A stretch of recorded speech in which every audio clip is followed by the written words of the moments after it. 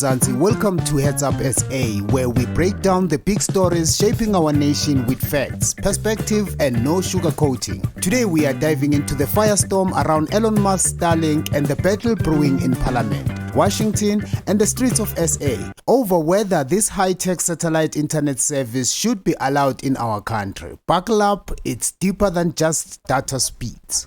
Starlink has been hailed as a game changer for internet access in rural and underserved areas. ESG Frontiers and mining policy lead Lloyd Nedohe says the service could fast-track digital inclusion and align with South Africa's national development goals. A lot of people, of course, are still watching from satellite as we speak, and that is absolutely not very good technology. Yeah. So from a strategic perspective, if you look at what Starlink offers, they are a low Earth orbit network satellite provider, which is very good in the sense that it's not necessarily the satellite of old days, which used to be way high above. These are low orbit satellites, which are very good in terms of high capacity broadband. Right. I believe that a constellation that we have from Starlink, working with a big network, satellite network provider that we have, like Centec, which is a state-owned entity in this instance, could do well in terms of partnering. But there's a catch, and it's not just about the satellites. South African law currently requires foreign companies like Starlink to meet Black economic empowerment standards, including giving up to 30% ownership to Black South Africans. Elon Musk's business cannot come to South Africa if it's not compliant with 30% BEE. What he did, Ramaphosa, after they asked him that, the following day, they issue out that they want to relax the BEE deals so that this Starlink can come into South Africa.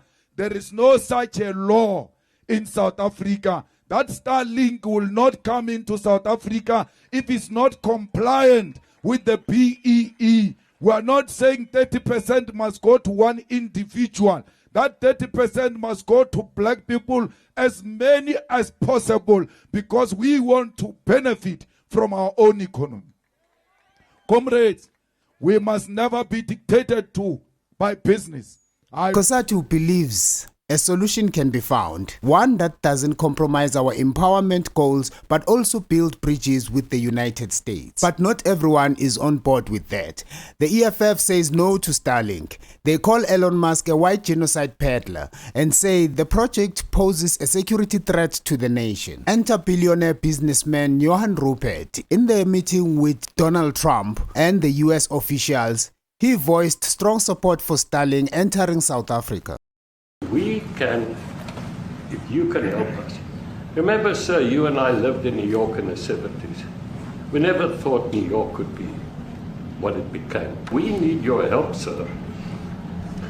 And we need Elon's technology. But here's the kicker. He's not an elected official. So in what capacity was he offering government contracts in the White House? We're warning you, President. We have not elected the Ruperts yet. Ramaphosa insists that the Starlink issue never came up. Now, many people believe that we went to Washington to discuss Starlink. That is not so. The issue of Starlink never even came up in the discussions that we had in the White House with President Trump, notwithstanding the fact that Elon Musk was there as part of the U.S. delegation. So it wasn't discussed. The process of having low orbit satellites providing Wi-Fi and internet connectivity is known in South Africa. We've been through that. And there are quite a number of other companies, Chinese companies, European companies, and Russian companies, and many others, and local companies who are interested in getting into that space. So people tend to focus on one company only, and yet we've got a plethora of companies that would want to get into this space. So the environment to enhance or enable investment to happen in that space is precisely what needs to be properly crafted properly permitted to enable that to happen. So the process that the minister has unleashed is a process that is going to elicit a lot of comment from the public, from various key stakeholders, including current role players in the sector. But soon after that Washington visit, laws reportedly began to shift. Coincidence? Some South Africans think not. To achieve its aspirations, but most importantly, to live to the provisions of the BBEE Act as it was articulated and envisaged. So we are not attempting to open a special dispensation for Starlink or any other company or an individual. We are saying that the regulations in our sector must consistently make provision for the two choices that exist in any other sector and in other aspects of the ICT when it comes to the role of multinationals, whether small or big, that the provisions around the option of the 30% local ownership or the pathway of equity equivalence must be consistently available, or at least for the authority to consider the consistency of that, of that option. So the ultimate intention is to ensure that the regulation is aligned with national empowerment regulations for licensing and potential new entrants. And lastly, Chair, which I think will then sum up before we get into the conversation, is the sentiment around the role of the regulator vis-a-vis. Reportedly himself claims the reason he can't launch Starlink is because, quote, he is not black. But when told about the BEE laws, he pushes back to a simple yes or no answer. Not otherwise. And so now I'm in this absurd situation where I was born in South Africa but cannot get a license to operate in Starlink because I'm not black. Well, it looks Does like that that's seem about right to it you? looks Does like that that seem right to you? looks like that's about to change. I just asked you a question. Please answer. Does that seem right to you?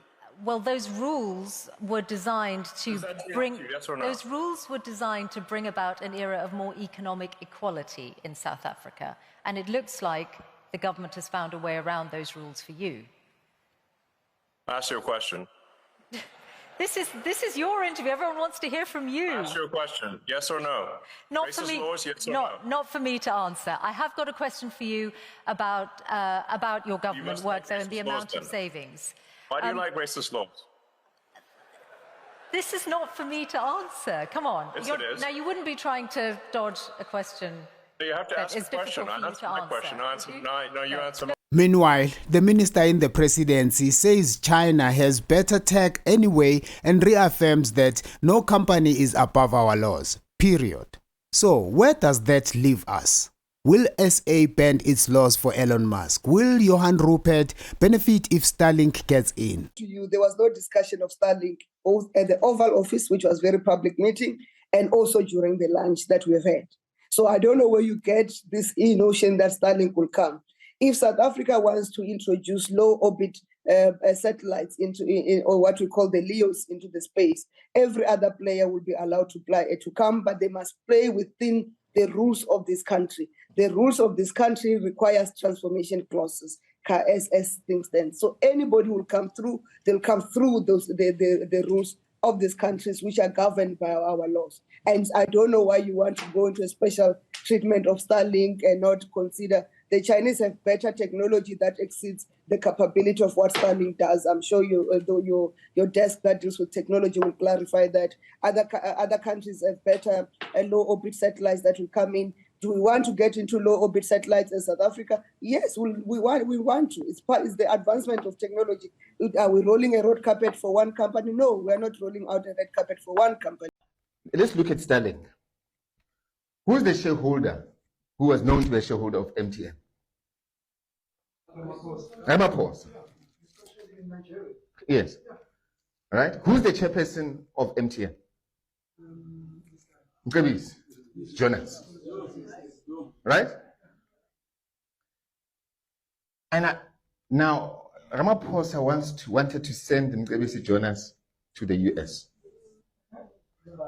as a special envoy before this meeting. You ask yourself, especially, I'm sure you guys have seen the video, Mcebisi Jonas. where he said worse things than the outgoing, the recent ambassador. He said worse things about the administration. He said worse things, right? But Ramaphosa felt comfortable enough and confident enough to send him as the chairperson of his company. And when you do a proper assessment, you then realize that no, the reason he sent him is because the one guy who's got control there in the West, who's a South African billionaire staying there, who controls this Starlink company, yes, is actually got a relationship with MTN. As we speak, MTN has got an agreement that they've signed with Starlink, where they are currently rolling out that technology in Nigeria. So this is not by chance that these individuals are connected in this way, or what is happening the way it is. It's not. There is a bigger play and a bigger agenda here. Then if you look at how they're now trying to use the farm killings, is what they refer to, the genocide. So they go there now and they create this impression and this huge negative narrative that farmers are being killed here in the Western Cape and maybe other provinces, but they focus here because remember they're all here, right? They go there and they say, by the way, during Zuma's time, Zuma, he stopped the drone implementation, you know, because he felt that there was going to be espionage and collecting of data. Total lie. Total lie. What then happens is the following. If you listen to them properly, they use the farm killings or so-called genocide as a basis in a business case for them to bring in Starlink. To say, no, the only way we can solve our crime problem is because we can bring in Starlink. And Starlink has got the reach to the rural area. Please, man. How many people from the DA went when a woman was being mauled in Santa Cruz on a racist farmer's farm by 2 pit bulls? How many? None of them. Did they ever talk about that? You'll never hear them. A child in Saldanha, a farmer drove over a child for picking up an orange on the floor, on the ground. Do you ever hear the DA saying anything about that? No. What happened now? Boomerang, the employees. Do you ever hear the DA saying anything about that? No. If you look at the stats that were presented by the Minister of Police today, out of 12 farmers that we killed, only 2 were white, the rest were black. But now they want to drive this narrative and then create an impression as though the only way to solve our problems in this country is by bringing Starlink. And then immediately after that trip, like what I told you earlier, now the Minister of Communications wants this thing gazetted to say that Starlink can be brought into the country without a 30% BEE cut for one company. That, by the way, is going to be collecting data from all of us. Because you see, the best way in most cases, if they were to come in legitimately and their intention was to advance this country, there'd be another level whereby they say there must be black-owned companies that will contract with us, and those companies collect the data from us. Then those companies connect to the satellite. That's a different story. But we can't have a situation where that satellite is going to connect directly to you and collect your information in terms of where you move and how you behave with the internet and how you interact. That questions our sovereignty. That questions, like I said, in the cyber security and the cyber world that we live in, a number of issues. So I felt it's important that I highlight what is actually happening here. What they are wanting to do, bring about digitization of the identity, bring e-voting, rig the elections, make sure there's connectivity right up to the rural areas, so that when they digitize, people can vote online and then they can rig the elections nicely come 2029. In actual fact, they won't even wait for 2029 as the way they are moving. They want to do it now for local elections. So all I'm saying, comrades, we can't let this situation perpetuate itself in the way and unfold the way it is. We need to make noise about it. We need to fight it. Are we about to undermine our own policies for a billionaire from the US? Or will we demand compliance and let the chips fall where they may? Mzansi, this one is more than just satellites and signal. It's about sovereignty, fairness, and the future of our digital economy. Let us know in the comments below. Should South Africa welcome Starlink, or should Musk play by our rules like everyone else? Smash the like button if you want more unfiltered content, and don't forget to subscribe to Heads Up SA, where the people stay informed. House Chair, on behalf of MK Party, I move without notice that this House notes with grave concern that Elon Musk Starlink has refused to comply with South Africa's BBB laws and regulatory frameworks from ICASA, attempting instead to operate through foreign-based resellers and large operators like MTN.